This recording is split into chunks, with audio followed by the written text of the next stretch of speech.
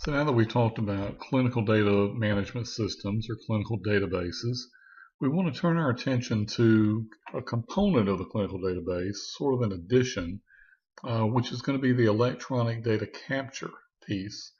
Now what this refers to is collecting the clinical data in an electronic form instead of on a paper case report form or some other document. Now, as we've learned earlier, when sites transcribe papers, case report forms, the data on the case report form is entered into the clinical database by someone at the sponsor or at the CRO. So what we're going to see as we move along is that process is going to be a little bit different with our electronic data capture systems. Our learning objectives for Introduction to Electronic Data Capture are going to be to discuss the advantages and disadvantages of EDC, also to describe some common features of EDC systems, and to compare and contrast the characteristics of an EDC system versus a paper-based system. So this will help you understand the differences and the similarities between the two. So this graphic illustrates how the electronic data capture system touches all of these other functions, all of these other systems that we are going to encounter during the course of our trial. So if we take a look at the top, or take a look at the center, we've got our EDC system in the center. And then we've got a series of other systems around, and it's going to, in many cases, it's going to touch all of them. So if we start at the top, we have ePro, which is our electronic patient-reported outcomes. So this could be, say, a device or maybe an app that might be on a cell phone or a smartphone where a patient might enter, say, dosing data. And that would be something that they enter it and then they send it in. They send a text message essentially, and the data gets entered directly into the database. So our EDC system is going to touch that because we're probably going to have some queries and things like that that come up. Also, our clinical trial management system is going to be the database that where we collect all of our operational data for our clinical trial. We keep track of our patients in there. We keep track of the visits that they come to. We keep track of all the staff that are at the various sites. That's all kept in there. Anything that's not actual clinical data is going to be kept in the clinical trial management system. Then we also have a safety database that's going to contain serious adverse event data, and our safety folks are going to deploy that. So our EDC system is going to touch that one. Then also IVRS, which is our interactive voice response system, or you might see that as an interactive web response system. This is going to be the system that we get our randomization codes from. As we're screening patients and we're ready to enroll them, we go through a randomization process, and then that process assigns the patient to a specific treatment arm. And then finally, we've got reporting tools. We've talked about these. Some of them are business intelligence or business objects, crystal reports, JReview, a few others that we may use in order to extract data from our database. And then finally, we've got CDISC, which is our Clinical Data Interchange Standards Consortium. And we're going to learn more about that as we go along in our class. But our EDC system is going to hit some of the standards that are associated with CDISC. Some of the advantages of using an EDC system: it enables sites to enter data directly into the clinical database. It eliminates paper CRFs and the costs that are associated with those. There are a lot of costs there. You have printing costs. You've got to store those paper CRFs someplace. Then you've got to process them once they come in. So it can be a very costly endeavor. It also eliminates the data entry step done in the paper CRF process. So you're foregoing that piece. You're not transcribing the data onto paper. You're entering it directly into a database. And then finally, it makes data available for validation faster. Presumably, sites can record their data, can enter their data more quickly than they can with a paper CRF system. And so that's going to give our sponsors faster access to the data itself. Other advantages to using an EDC system: it improves the query response time because instant queries can prompt sites for data correction. We've talked about some of those in our past classes. It also improves data security by using user IDs and passwords to view and enter data.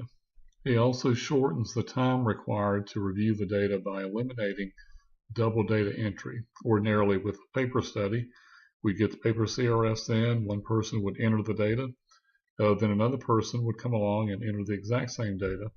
And again, then any errors, any discrepancies would be quickly identified. So it eliminates that step. And then finally, it allows the remote data review by the data management staff, monitors, medical monitors, etc. And it allows data clarification queries to be sent instantly and electronically, so we don't have any paper data clarification forms. It also shortens the time required for a site to answer a query. Paper queries can cost as much as $80 to $100, $120 to resolve, where EDC queries cost a lot less.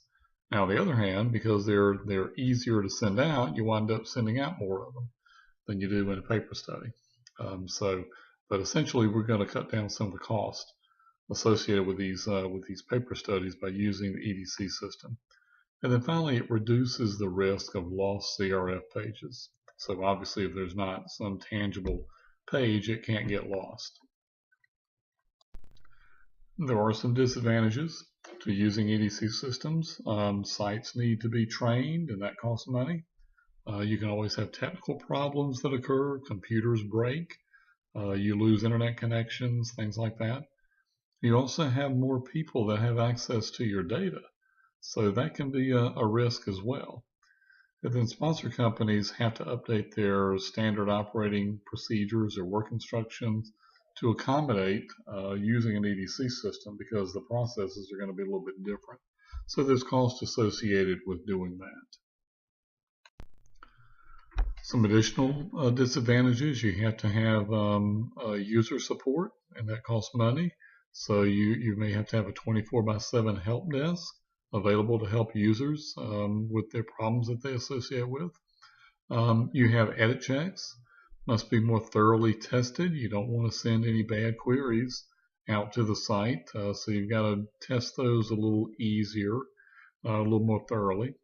And then finally, you've got the query process is easier to execute, and so the data management staff is less reluctant to send a query. So therefore, when I mentioned earlier that it probably leads to more queries being sent, that's probably one of the reasons why that is so. Some of the common features of electronic data capture systems: you may have an electronic CRF designer, or eCRF. This allows the pages to look like paper CRFs. So when you see them on your screen, they look like a form that you would fill out with a pencil or a pen. This also aids in creating electronic case report forms. It also ensures that edit checks work correctly, and it can be used across multiple trials. So that can cut down on the cost associated with creating these electronic case report forms. So for our data entry, once the protocol is set, the EDC system permits data to be entered onto the appropriate form or eCRF page.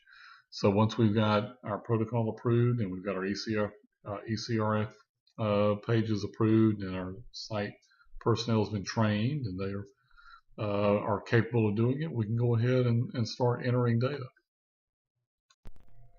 So query management was one of the features of our electronic data capture. Once the edit checks fire and identify data discrepancies, then queries can be managed fairly efficiently. A query status falls into conventional categories. You have draft queries or unreviewed queries, nothing's been done with them. Then you may have a status of sent, which means it's been sent to the site to be answered. Then your answered query is one that the site has responded back to, and it needs to be resolved by our data management staff. And then we have a closed query, which means it's been reviewed, it's been answered, been resolved, and we've closed it. And then finally, we may have a status of hold, where the query is in a hold status for some sort of specific reasons. Maybe we're waiting on it. Maybe we're waiting for more information from the site before we can actually close it. So those would be the various statuses of individual queries in our query management system. So here are some facts about EDC implementation. As of 2013, almost half of all new clinical trials are initiated using EDC as opposed to using paper. The use of EDC is expected to increase by 14.7% annually, and then the total cost will be around $3.1 billion. So it's still a fairly small market when compared to other big database markets, but it's changing, and the tools are getting a lot more robust. So electronic data capture major functions, requirements, and issues related to user support. You've got to have the availability of standard operating procedures. You've got to have adequate training for each user, and you can't allow them access to the system until they've been trained. You have to have support of the software provider when needs arise. Every once in a while, we'll discover some sort of systemic problem with the database, and our software provider is going to need to be able to work with that and fix it. Then we've got a change in the workflow related to data entry. We no longer do the first and second pass, so our workflow is going to change a little bit. And sites and sponsors report much longer lag times. So some of those issues may not be exactly positive for us, but they're nevertheless part of the EDC effort. So let's talk for a moment about access administration. Basically what we're talking about is user authorization, user access to the system. We want it to be limited to data entry, access rights, and privileges. We also want to be able to use be able to identify users either by using a user ID and a password to identify them, so that we know when they're in the system and we know what data they're entering and changing. The documentation of the system takes time. You've got to develop training programs for them to use, and all that takes time. And then finally, we've got to have physical security, specifically of the servers and computers that we're using with our EDC system. So we want to have data security, which are going to be protections against data manipulation. So we don't want just anybody being able to go in there and make a change to a specific piece of data rather. We want well-built backups and contingencies in case we run into a problem.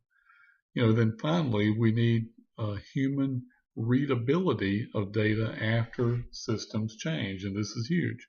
As I mentioned earlier, this is part of the FDA regulation. 21 CFR Part 11 requires that any data that's in there needs to be human readable, so we know what it is, who entered it, who changed it, all of that. We also have data validation. This is going to require a validation standard that includes documenting, so we need to be able to document how the data has been validated. We need definition of entry checks, edit specifications, etc. So these are the pieces of the validation portion that we need to do as well. And very important that we have an audit trail. Our audit trail records all changes in a viewable and reportable audit trail, so we know who did it, when they did it, and what the change was. And we need consistency of variable data of the same kind. Does it match? Is it the same? We'll get into some of those as we move along with different data types, but it's very important that we be able to do that. So finally, we have system validation, and what we want to be able to do here, we want to be able to demonstrate to a regulator, can our system be validated and by whom? And is validation against some type of known standard? So those are two questions that we want to ask ourselves regarding our EDC system. So in our next segment, we're going to do a comparison between paper-based CRS system and an eCRF system using Oracle Clinical. So a couple of definitions I want you to be aware of. RDC is a term that you'll see specifically with Oracle, and it means remote data capture, which is it's the same thing as electronic data capture. They just use the word remote instead of electronic. Then, of course, you know what a case report form is. An electronic case report form is just on the clinical database, part of the clinical database, as opposed to an actual form that you fill out. Then DCI is data collection instrument, which think of that as just the same thing as a single CRF page. And then data collection module is actually a collection of variables or fields that you would see on the CRF page. So it might be one field or it might be a couple different fields. But that's what data collection module refers to. Then, of course, CDM is clinical data management, and CRA is the clinical research associate. So as we go through our comparison between paper-based CRS system and an eCRF system, I'm going to show you a table which is going to indicate a series of tasks. And then it's going to indicate how what's associated with that task for a paper study versus a remote data capture study or EDC study. So for example, in the first one here, we've got data collection. We have to be able to collect data. For paper, we use paper CRFs, and for the EDC system, we use entry screens or electronic case report forms. For the database specification, on the paper trial, we're going to have an annotated CRF and a database specification table. For the EDC system, we're going to have a mock screen layouts or equivalent, and that's how we're going to create our database. We also want to have a qualifying value. So on a paper study, that could be a page number. Then in the EDC study, it might be a data collection module subset number.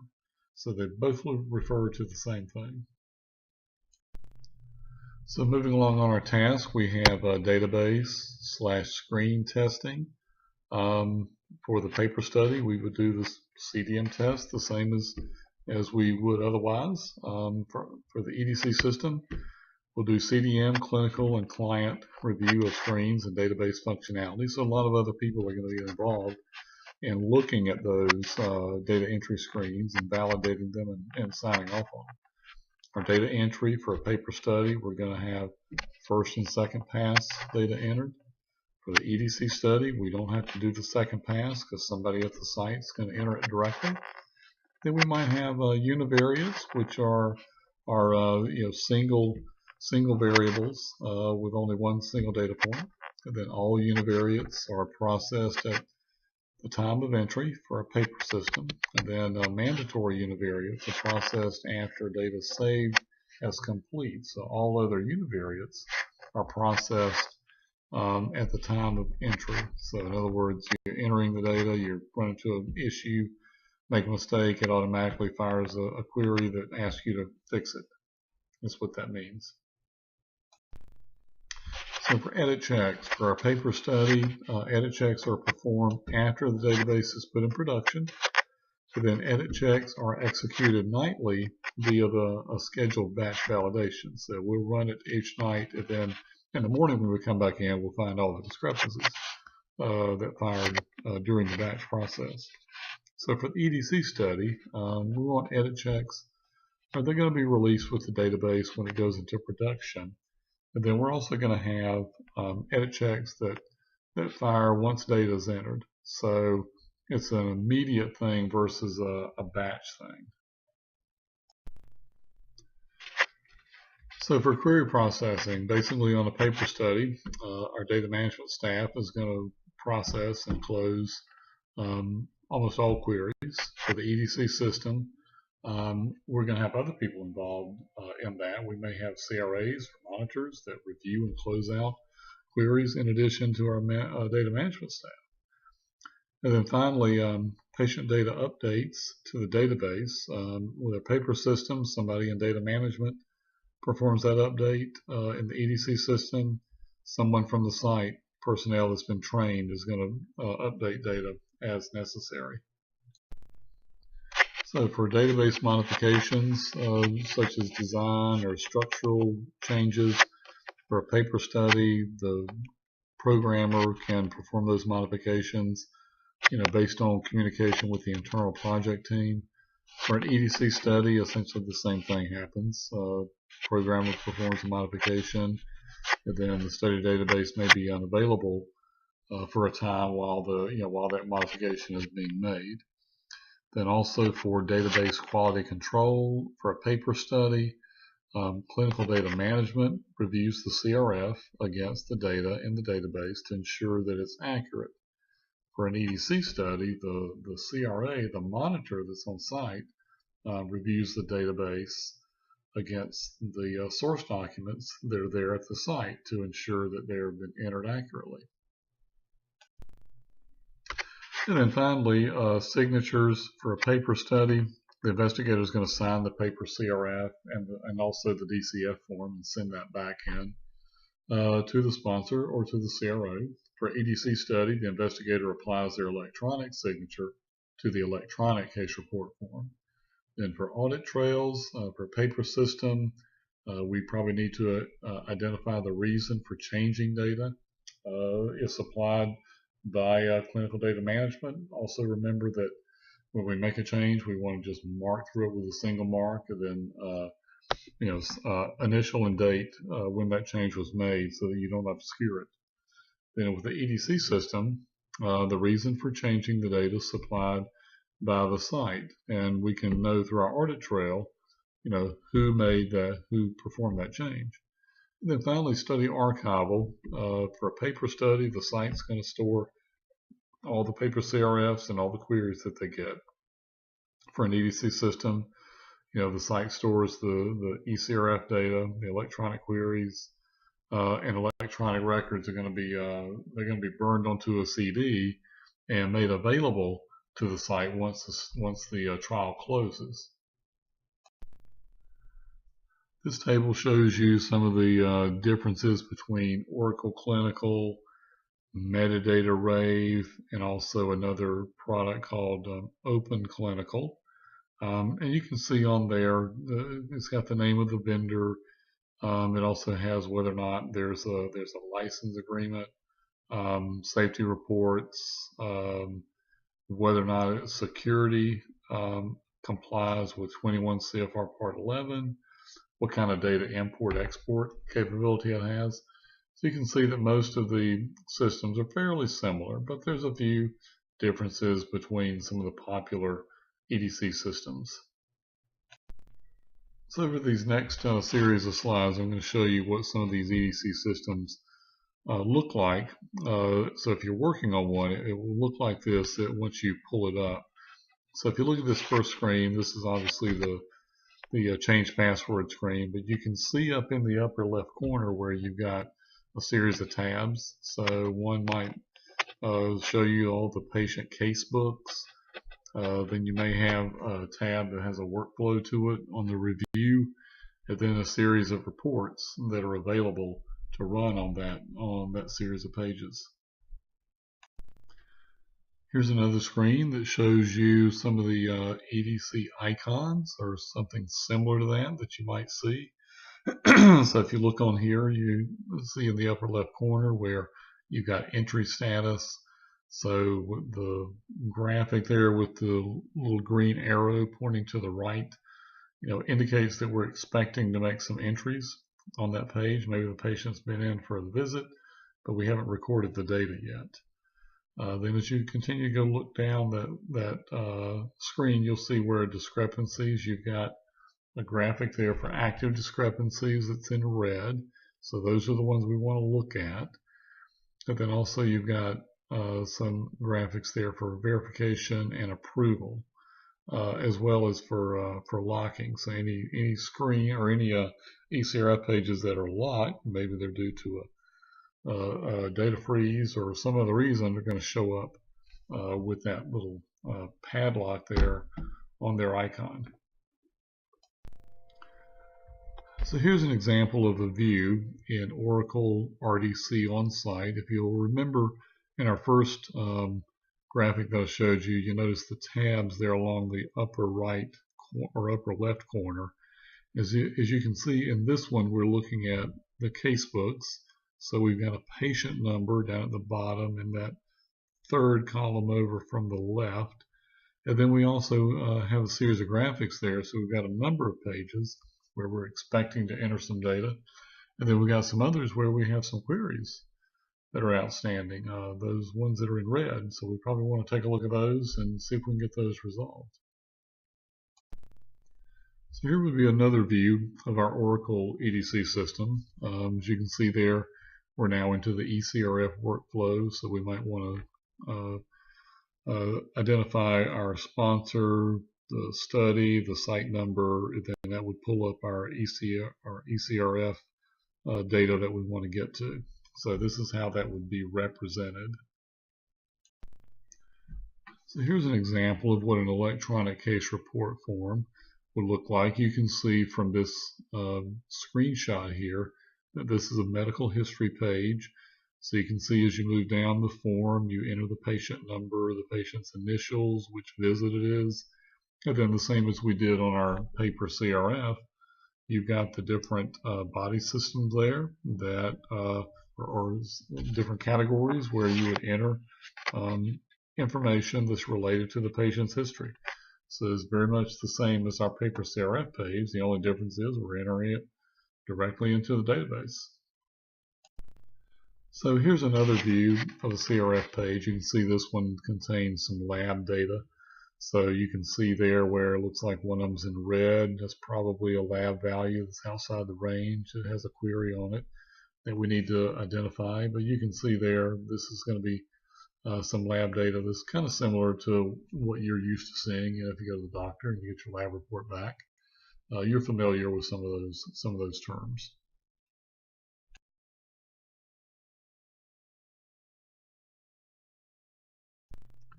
So here's our final screenshot here. This is showing adverse event data for patient R1001. And you can see there, you've got the verbatim term that's in the center. You can see the first two lines there. It says headache and then neck pain. And then notice as you move down to that fourth line where they've entered malignant mast cell tumors. So they've indicated that over in the next to last column where a serious adverse event is equal to yes. So you know, that's how you could identify where your serious adverse events are. So we record that. That's very much the same as we did with our CRF exercise in class. So your online assignment is going to be to read Chapter 20, which is EDC Systems, and that's in Practical Guide for Clinical Data Management. And then finally, we have a discussion forum question, which says, based on your reading and what you've learned in class, would you rather work on an EDC or paper-based system, and explain why? So please support your answer with some specific information that we talked about in the lectures and that you learned about during the class time. So there's no right or wrong answer there. Whichever one you prefer to work on is totally up to you, but you know, do indicate that the reasons why you prefer that.